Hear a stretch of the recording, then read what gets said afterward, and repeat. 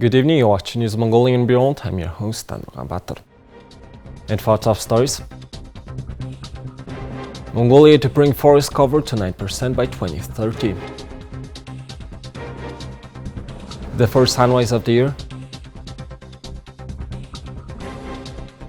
And over 50,000 children have visited Chinggis Khaan Museum since its opening.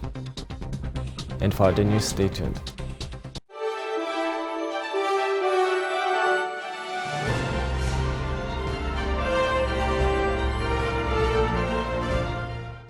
The Forest Management Agency was established in Mongolia in 2022 at the initiative of the President of Mongolia. The new agency plans to expand the country's forested areas to up to 9% of its territory by 2030. We spoke to the Forest Management Agency about their plans for 2023. With the establishment of the Forest Management Agency, we will provide coordination for the President of Mongolia's 1 billion trees campaign. The campaign will involve state and private entities, citizens and international non-governmental organizations. We plan to draft our midterm working plan in 2023. Preparatory work will be completed in 2023 and 2024, and we will start implementing major tasks. According to Global Forest Watch data, Mongolia had 3.55 million hectares of tree cover in 2010, covering over 2.3% of its land area. In 2021, 187 hectares of tree cover were lost. From 2001 to 2021, Mongolia lost 435,000 hectares of tree cover, equivalent to an 11% decrease since 2000. We are currently working on amendments to the law on forests. The amendments will allow the successful implementation of the 1 billion trees campaign. During his statement at COP27, Mongolian President Ukhnaakhursuh announced that Mongolia would become the first Asia-Pacific country to join the European Union's Forest Partnership Program. We will be closely cooperating with the European Union delegation in Mongolia. According to official data, around 8% of Mongolia's territory is covered by forests. Most of Mongolia's forest area is in the northern part of the country, mainly consisting of leafy trees and conifers. The southern forests of Mongolia are mainly saxaul trees. Seeing the first sunrise of the year on January 1st has become a tradition in Mongolia. Many people in Mongolia, including foreign visitors, go out to see the first sunrise of the year, which is considered to be auspicious. This custom was first practiced long ago. It's said that wishing for good luck or making your New Year's resolutions during the first sunrise will make your year a good one. Ulaanbaatar Railways has been organizing special sunrise train trips for over 20 years. One of the spots where many locals gather to see the sunrise is in Bakhanga district. It's my first time seeing the first sunrise. I worked really hard in 2022, so I hope 2023 will be prosperous as well. I'm seeing the first sunrise with our company team. I'm really happy about that. It gives me new hope and new energy. I want to wish everyone well-being in the new year. This is my hometown. I'm happy to see the first sunrise from my hometown. I wish everyone good health and well-being. Everyone gathered to see the sunrise was making their New Year's resolutions in the commanding air of the winter's dawn. We hope you start the first week of the new year crisp and fresh. Featuring 2,000 years of the history of Mongolia's kings, nobles, nomadic people, and their statehood from the Mongol Empire to the beginning of the 20th century, the Chinggis Khaan Museum opened its doors in October 2022. Since its opening, more than 50,000 children have visited the museum. The Chinggis Khaan Museum has about 12,000 cultural artifacts. 92% are original artifacts, and the rest are replicas created with official permission and certification for items located in foreign museums, libraries, and archives. Kanchimak, a resident of Khinti province, talked to us about what it meant to her to visit the museum with her grandchildren. I wanted to show my grandchildren what it took to create and found our country and to introduce them to stories from 1,000 years ago. I hope that seeing parts of history with their own eyes will help them understand the importance of independence and give them a sense of pride. In my opinion, true patriotism is being well educated, protecting your country, and helping people living in poverty. It takes about 5 hours for a full museum visit, with an additional 3.5 hours for short videos and activities. Recorded tours are available in 5 UN languages by scanning a QR code. Children should learn about the history and traditions of their own country to become competent citizens. I have 3 children. I brought one of them here, as the others are too young. I try to raise them to be patriotic. Around 30,000 people a month visit the Chinggis Khaan Museum, and around 70% of the visitors are children. The museum features exhibits on the Hunnu Empire to the 20th century. It gives them a broad picture of what the country went through to become the independent and sovereign state we live in today. The museum has an education hall, large and small auditoriums for meetings and leisure attractions. Thank you for staying with us. Now let's take a look at the currency exchange rates provided by Mongol Bank.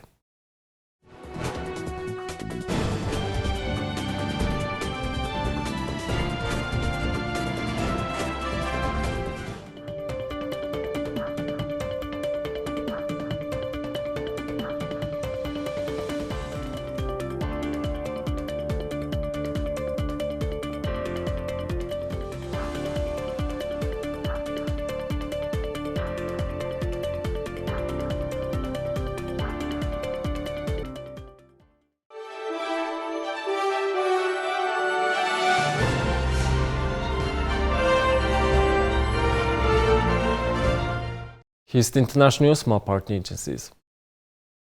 The long-term spokesman of Pope Benedict XVI has paid tribute to the former pontiff who died on Saturday, saying he was a great theologian. Father Federico Lombardi, who was at Benedict's side throughout his papacy, on Sunday said the late pontiff's act of resigning was a realization of his attitude of faith and reason.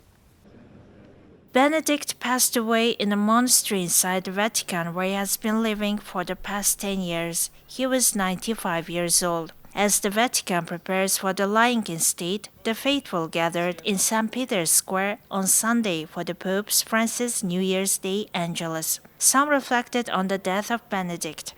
Benedict's body will be placed in St. Peter's Basilica on Monday for the faithful to pay their last respects.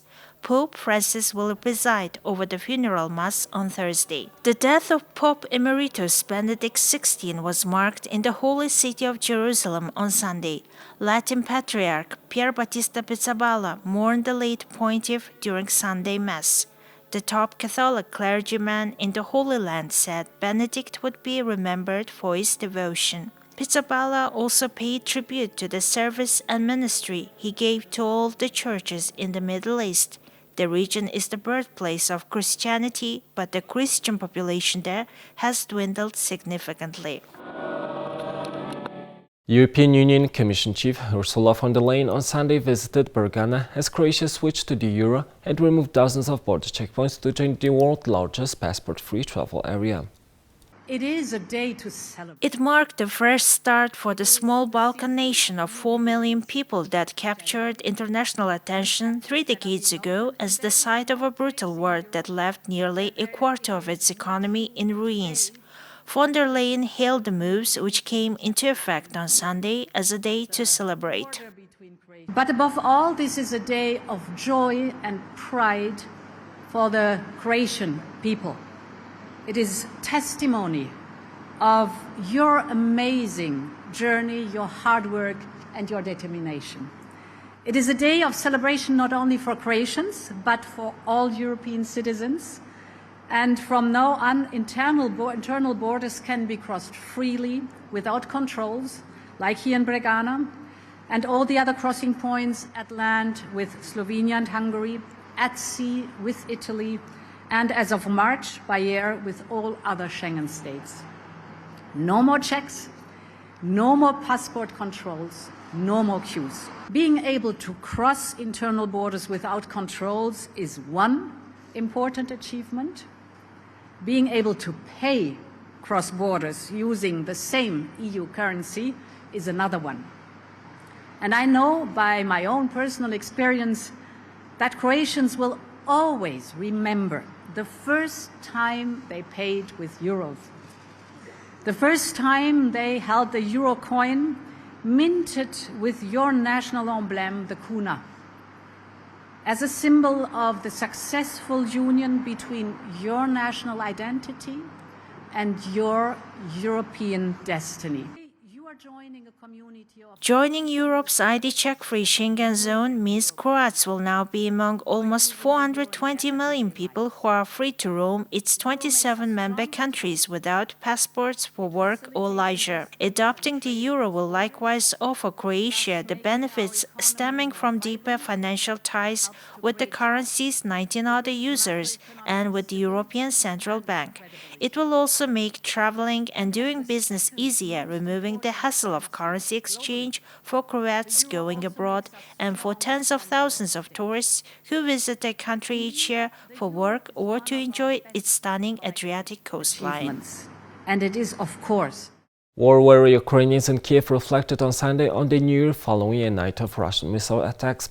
Shortly after midnight, sirens rang across the capital, followed by a Russian barrage of missiles that interrupted the few celebrations Ukrainians could have at home.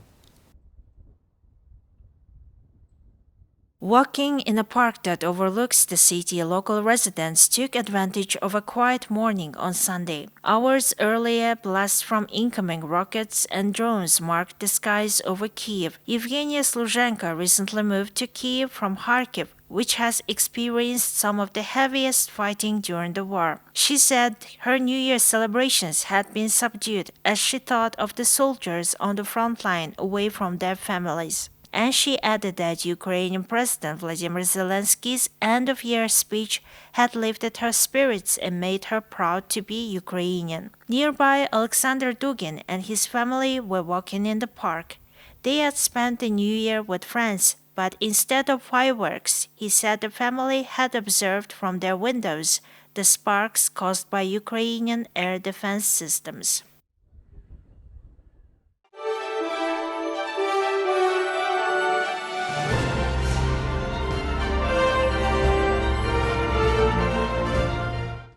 Now let's take a look at our regular feature on sports. Alex Ovechkin scored almost at will against the Montreal Canadiens and moved a few steps closer to Wayne Gretzky's NHL goal record. The Washington Capitals got back on the winning track with a 9-2 rout over the Montreal Canadiens. Alex Ovechkin had a hat-trick and he wasn't the only one who scored this afternoon. Eric Gustafsson got things started 32 seconds in setup by Evgeny Kuznetsov and Connor Sherry for his 6th goal of the season. Ovechkin recorded his 30th career hat-trick to speed up his pursuit of Gretzky's mark. Charlie Lindgren made 31 saves against his first NHL team, and the Washington Capitals skated circles around Montreal on the way to a 9-2 rout Saturday. Ovechkin completed the hat-trick at 16 minutes and 35 seconds, assisted by Connor Sherry. It was his 26th goal of the season and 800th assist of his career. He is now 88 goals away from Wayne Gretzky. 9-2 would be the final and Charlie Lindgren got to win with 31 saves. The Caps outshot the Habs 18-8 in their third period and 40-33 overall. As Cliffy is facing the Canadiens after reaching 37 goals in 53 games against them, Ovechkin replied, "No, I just enjoyed to play hockey." He and the Capitals enjoyed every bit of this game. Ovechkin's 804th, 805th and 806th career goals put him 88 back of Gretzky's record of 894 that long seemed unapproachable. He has scored 6 times in 4 games to reach 26 this season, past the halfway point to his 10th 50-goal season, which would be one more than the Great One. Mike Leach, Bill Russell and Tony Siragusa are just a few of the many sports figures who died in 2022. One of the most influential football coaches in history, an NBA great who anchored the basketball dynasty, and a Hall of Fame broadcaster whose career spanned more than 6 decades. The world this year said goodbye to many key figures who left a lasting impact on their respective sports. The year 2022 began with tears in the football world. On January 18th, the Spanish and Real Madrid legendary footballer Francisco Paco Gento left the country of no return, shocking the entire European football. He was 88-year-old at the time of his death. He is the only footballer to win 6 European titles. Brazilian football legend Pelé, arguably the greatest player ever, died on 29th of December at the age of 82. He is credited with scoring a world record 1,281 goals during a 21-year career and is the only player to win the World Cup 3 times. Record-breaking Australian cricketer Shane Warne, widely regarded as one of the finest bowlers in the history of the game, taking over 1,000 international wickets, died at aged 52. Bill Russell, who won 11 NBA championships during his Hall of Fame career spent with the Boston Celtics, died on 31st July aged 88. Mino Raiola, the agent of players including Paul Pogba and Erling Haaland, died aged 54 after living with a serious illness. Former Colombia captain Freddie Rincon, who also played for Real Madrid, died aged 55. Pittsburgh Steelers quarterback Dwayne Haskins was fatally struck by a dump truck at the age of 24. Franco Harris, the Hall of Fame Pittsburgh Steelers running back, whose heads-up thinking authored the Immaculate Reception and consisted the most iconic play in the NFL history, died aged 72. Spain's former Real Madrid player Francisco Paco Gento, the only football player to win 6 European Cup titles, died aged 88. Uwe Seeler, who led West Germany to the 1966 World Cup final as captain of the national team, died at the age of 85. Former Australia wicketkeeper and national selector Rod Marsh died of heart attack at the age of 74. Argentine golfer Eduardo Romero, an 8-time winner of the European Tour, died at the age of 67. Tennis coach Nick Bollettieri, who helped develop top players such as Andre Agassi and Monica Seles, died aged 91. Popular Japanese wrestler Antonio Inoki, who famously faced world boxing champion Muhammad Ali in a mixed martial arts match in 1979, died at age 79.